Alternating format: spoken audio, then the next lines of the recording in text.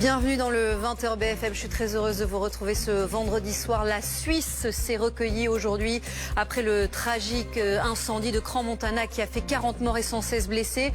Au cours de cet hommage poignant, les autorités ont présenté des excuses et pris des engagements alors qu'on a appris aujourd'hui que le gérant du bar Le Constellation a été placé en détention. Après l'adoption du Mercosur, aujourd'hui dont la signature est d'ores et déjà prévue le 17 janvier prochain, vous verrez que la contestation agricole se poursuit, elle semble même reprendre dans certaines villes.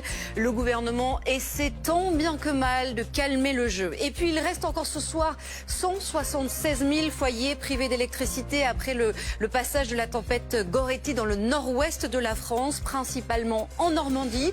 Nous serons sur place, nous serons dans le Calvados avec l'une de nos équipes et nous vous raconterons notamment l'histoire assez incroyable qui se termine bien d'une femme qui a une maison sur laquelle un énorme arbre est tombé. Elle s'en est rendue compte le lendemain matin en se réveillant. On reviendra sur cette histoire et ces images. Voilà pour le programme. Soyez les bienvenus dans le 20h BFM. Et justement, on verra ce qui peut se passer dans les 2 prochains jours. On rappelle que cette décision a été prise à l'issue de leur audition, puisque le couple a été auditionné pendant plusieurs heures ce matin. Sa femme, Jessica, maman de 2 enfants, elle était laissée libre. Et à l'issue de ces 6 heures d'audition, elle est sortie du silence. Écoutez.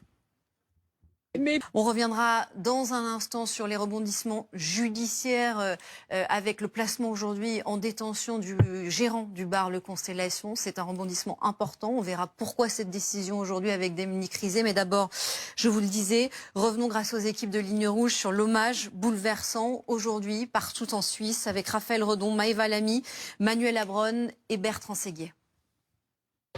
On va passer à notre soirée Ligne Rouge après le décès de Brigitte Bardot et alors que ses obsèques ont été célébrées cette semaine, vous les avez suivis en direct sur BFM TV.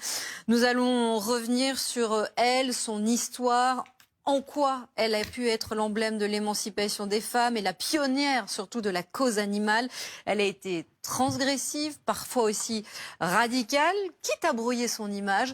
C'est un portrait qui a été portrait d'une icône sulfureuse qui a été réalisé par Yves Couan, Simon Terrassier, Louis Comiti, Jérémy Muller avec Steven Bellery et juste ensuite vous retrouvez évidemment Émilie Broussoulou pour BFM Soir. À demain.